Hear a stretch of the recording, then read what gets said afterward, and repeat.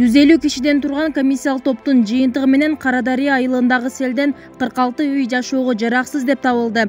Айттырбай келген кырсык жалпы 446 үйдү зыянга учураткан. Анын ичинен 183 үйдүн ичине кирсе, 163 турак жайдын короолорун каптаган. Бул сандар алдыда дагы толукталат. Анткени үйлөрдүн баары текшерилип бүтө элек. 118 үйдүн ичинен азыркы мезгилде 46 үй жана 19 чарбалар жараксыз деп атайын комиссиянын чечими менен тыянага чыккан.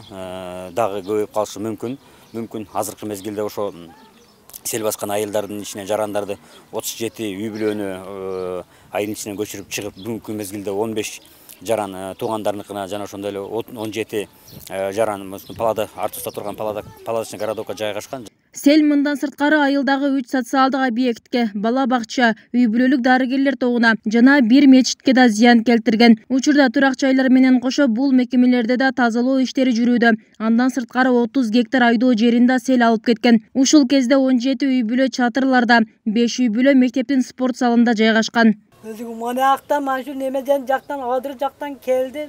Отылып фонтан бол күндөй күч биздин сууга келди. Шундай кылып мени агызып кетти. Балдарымды тамбашыда алып калдык. Ана көргүлө. Шундай жаман болдук. Мени болсо суу агып кетти. Песик булактын тагында калдым. Келиниме песик булактын тагында калып путу сынып деген. Баңсыда жатат. Тазалоо иштерине өзгөчө кырдаалдар кызматкерлери жетишпей жатат. Ар тараптан жардам колун сунгандар бар. Анын катарында Жалал Абад шаардык мэриясынын жүздөй ыктыярдуу кызматкери да тазалоо иштерине барды. Ыктыярдуу топтун башында шаар башчысы өзү болду. Андан сырткары шаардык кеңештин депутаттары да жабыр тарткан үй бүлөлөргө колдоо көрсөттү. Кечээ дагы өзүбүздүн мэриянын бүт техникаларын жөнөткөнбүз. Бүгүн өзүм баш болуп келип бир 100 адам өз ыктыяры менен жардам берем дегендерин бардыгын алып келип, уюштуруп, бөлүштүрүп кетиптабыз. Бардыгын Карадария элине жардам кылуу максатындачы. Ушундай да Жалал Абад шаары сузак эли менен чектеш, анан элибиз өзүбүздүн эле жардам берүү максатында ушундай аракеттерди кылып атабыз да. Жабыр тарткан үй бүлөлөр, анан суу баскан жерлер аябай көп экен. Ошон үчүн биз Жалал Абад шаардык кеңештин депутаттары өзүбүздүн жеке эсебибизден бир аз акча каражатын чогултуп, ушул жерде эң оор жабыр тарткан үй бүлөгө биз 100 000 сом акча каражатын жардам бердик. Кудай буйруса мындан кийин дагы бул иштер токтобойт.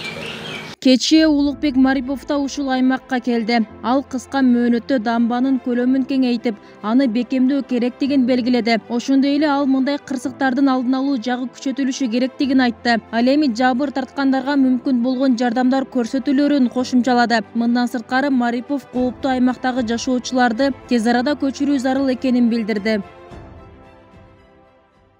Тазалоо иштерине район аймагынан альтернативалык кызматтагы жарандар жана ыктыярдуу жардам берүүгө 250гө жакын киши тартылды. Өзгөчө кырдаалдар министрлигинен 229 кызматкер, 1000ге жакын жергиликтүү тургундар да жардам көрсөтүүдө. Жалпы 260 үй тазаланган айтылат. Райондун башка айыл өкмөттөрү тарабынан мындагылардын тамак аштары камсыздалууда.